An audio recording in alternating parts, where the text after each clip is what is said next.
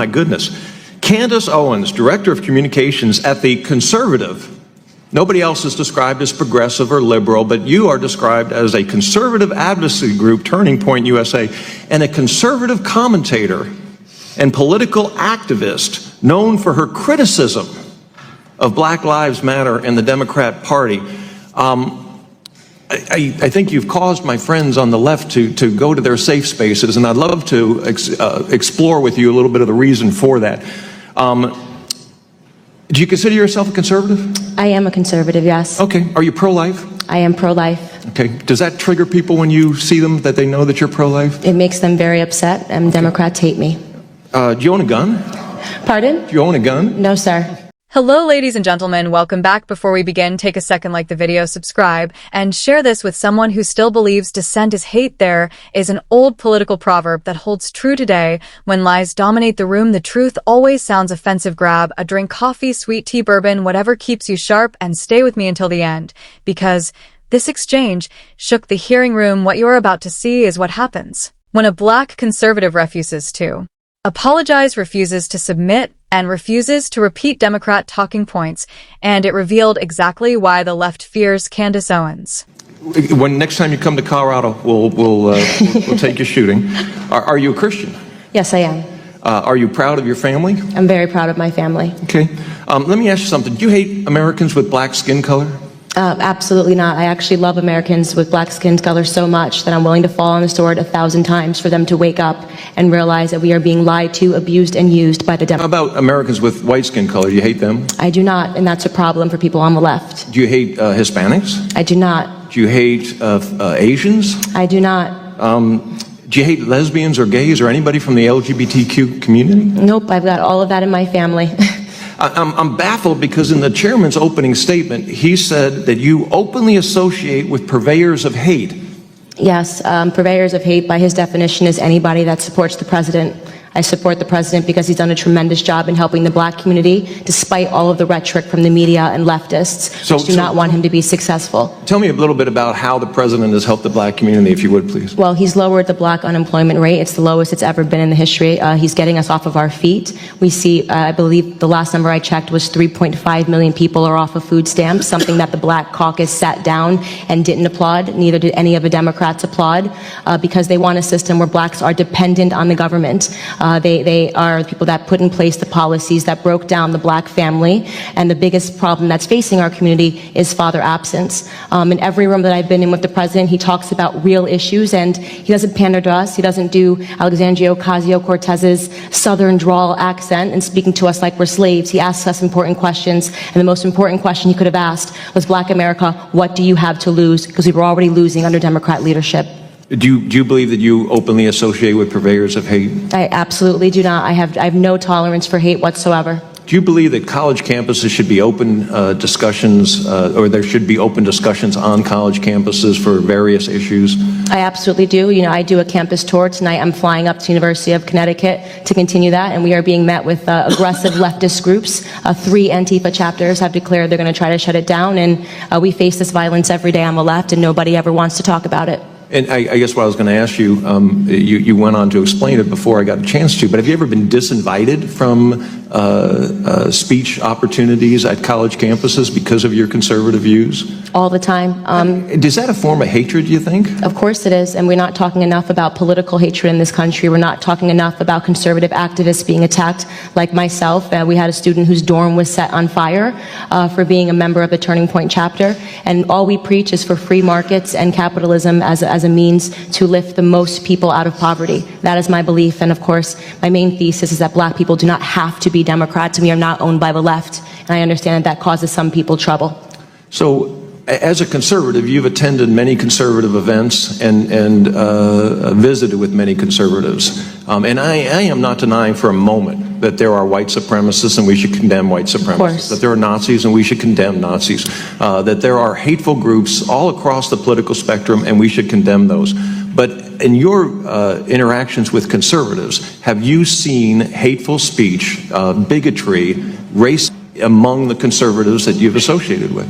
I speak in front of conservatives probably 3 times a week. I jump on a stage and I say everything pro-Black, and they are so supportive and they applaud. All they want is for Black Americans to realize that they are Americans first and foremost. Conservatives are patriots. The president is a patriot, and I'm a patriot, and there is no skin color in patriotism. I just have to say that I object strenuously to your use of the word hilarious. To me, this feels a lot like your reaction to being named in one of these manifestos. Now, you're of course not responsible for the words of somebody writing that document, but I do think that laughing at it is a real problem, because these are real families that are impacted by this violence. And I think our efforts towards talking about this have to start from a place of mutual respect, which is what I've heard from this side of the table. Now, the reason we don't have those numbers, I want those numbers as much as you do, but to say the numbers don't show something is simply not supported by the data. Okay, and I have 38 seconds left, Ms. Mulligan, if you want to respond within that time. The only thing I would add is that it's in the name. Terrorism, domestic terrorism, it terrorizes us. It terrorizes us in our homes. It terrorizes us in our schools.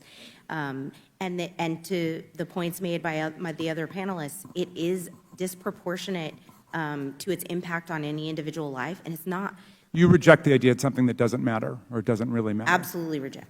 Okay. All right, so here's where we are. Every member now has had 5 minutes and... Okay, and Mr. Clay, so we have 2 members who have not. So I'm going to go to the 2 members who have not yet, and we'll give an opportunity for a closing thought to any member who wants before we go. Am I next to respond, or is Mr. Meadows? I thought Mr. Meadows was Mr. next. Meadows, okay. Mr. Meadows is next, then Mr. Clay, then to you, Mr. Jordan.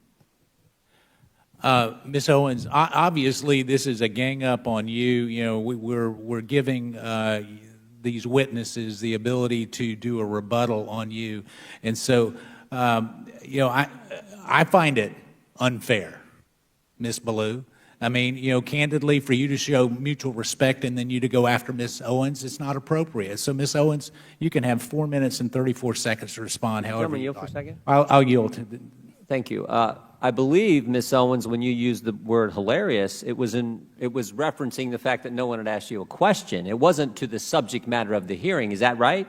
That is correct. And to have another witness insinuate something that is not accurate is just not appropriate, Mr. Chairman, for how witnesses are supposed to behave in front of this committee. I also think you didn't say it doesn't matter about the subject matter of today's hearing. You said there are other subjects that matter as well, and maybe we should spend some time on those. Is that accurate? That is correct, and they matter much, much, much, much more, and I have said that. I said that in my opening, and I will say it again. You know that white supremacy and white nationalism is ranks nowhere near the top of the issues that are facing Black America. And the reason that you are bringing them up in this room is because it is an attempt to make the election all about race, as the Democrats Not in my case, Ms. Owens. I'm sorry. Please do not characterize my motive. Mr. Chairman, it's my time. Yeah, it's my time. You've got your time, Mr. Meadows. I'll give you 3 more seconds. When Candace Owens took her seat, the tone shifted instantly. Every other witness was described in neutral, polished language, progressive advocate, policy expert, and community leader. But Candace Owens, she was labeled a conservative activist, a controversial figure,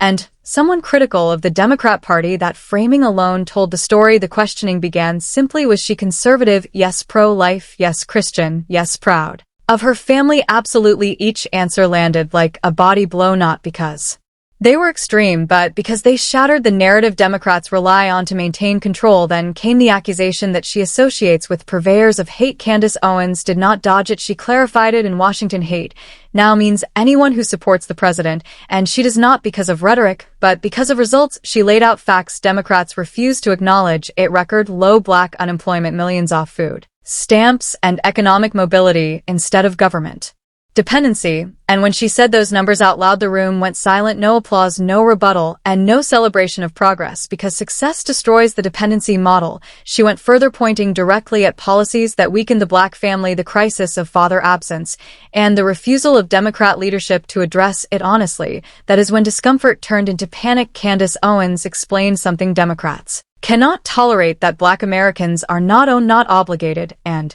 not required to vote one way forever. She spoke about college campuses where she is disinvited, shouted down, and met with organized intimidation, not by conservatives, but by left-wing mobs. She described conservative students targeted for their beliefs, including one whose dorm room was set on fire for being part of Turning Point USA. Yet, somehow conservatives are still labeled the threat. Then came the moment that broke the Narrative completely. Candace Owens said she speaks to conservative audiences multiple times a week, is openly pro-black and unapologetically patriotic, and they applaud because patriotism has no skin color. That is the message Democrats cannot control. They do not fear Candace Owens because she is hateful. They fear her because she is independent. She does not hate black Americans. She respects them enough to tell the truth. She does not hate white Americans, and that alone is unforgivable to the left. She does not hate anyone based on race, and that destroys the grievance economy.